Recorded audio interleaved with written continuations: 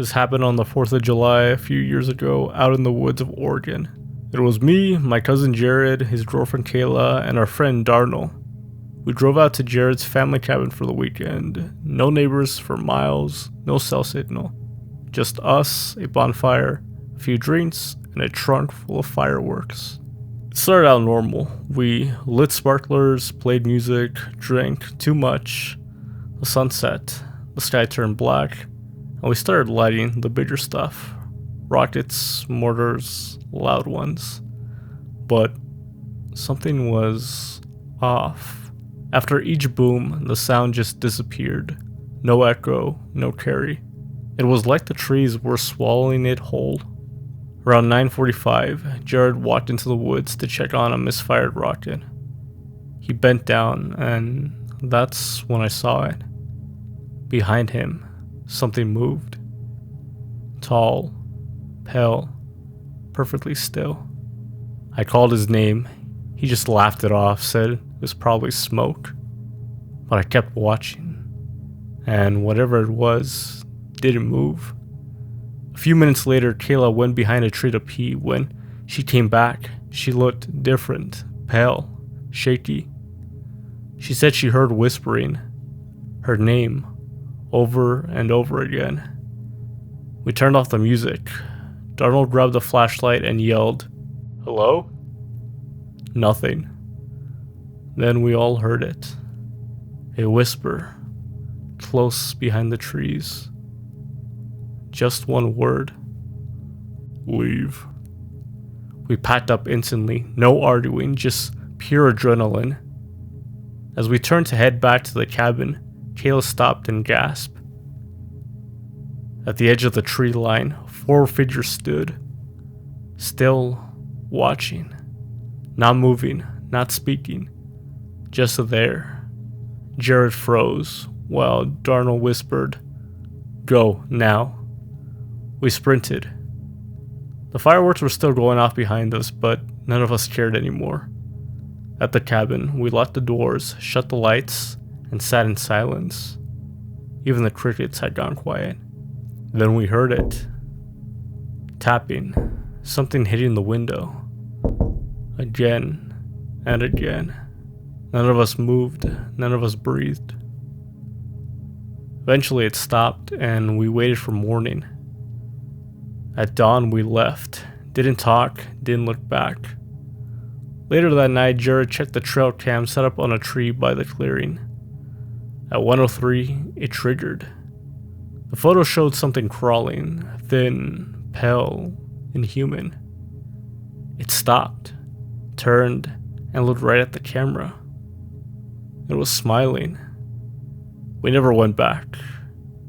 And every 4th of July, I still wonder if it's still out there. Still watching. Still smiling.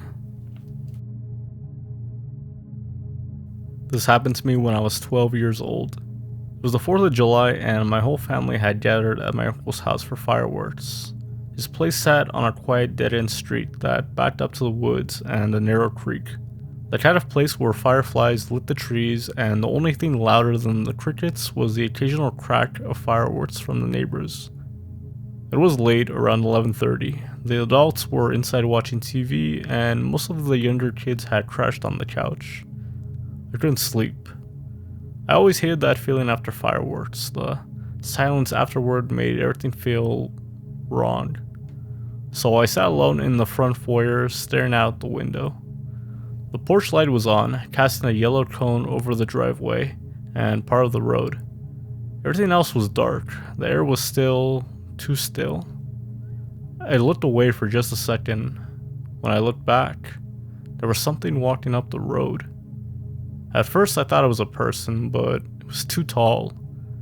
Its arms hung below the knees, and its legs, they bent wrong, like an insect, not a human.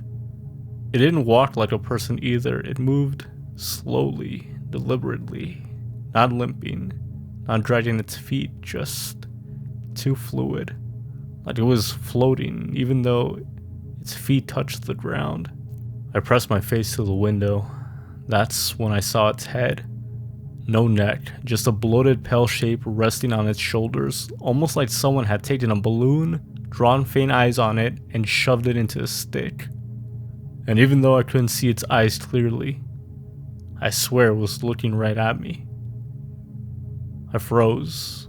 I didn't scream, I didn't run. I just sat there, watching it creep toward the house.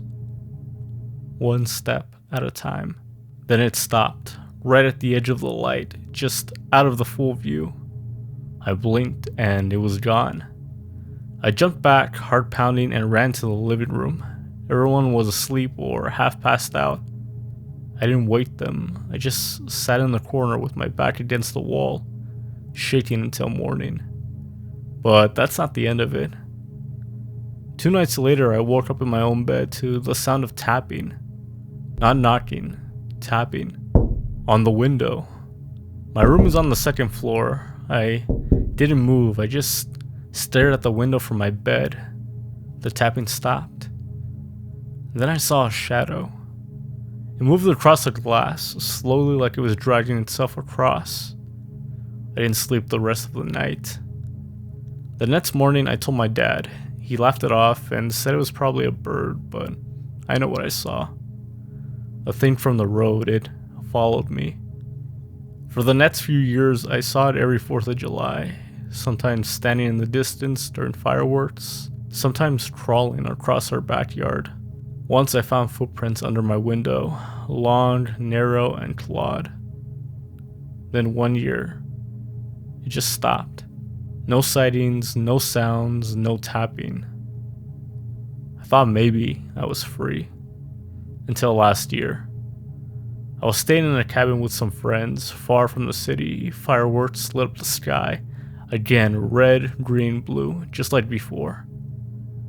And in the flash of one explosion, I saw something at the tree line. Tall, pale, smiling. It hadn't forgotten me. And now, I don't think it ever will.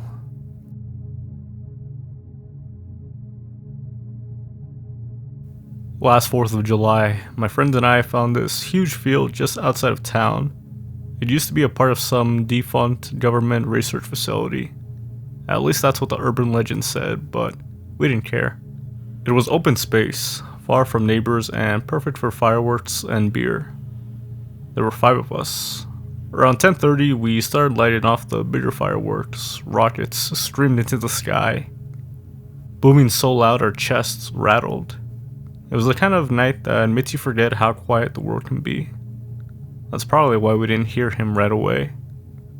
I saw him first, standing in the field just past the tree line, maybe 40 feet away.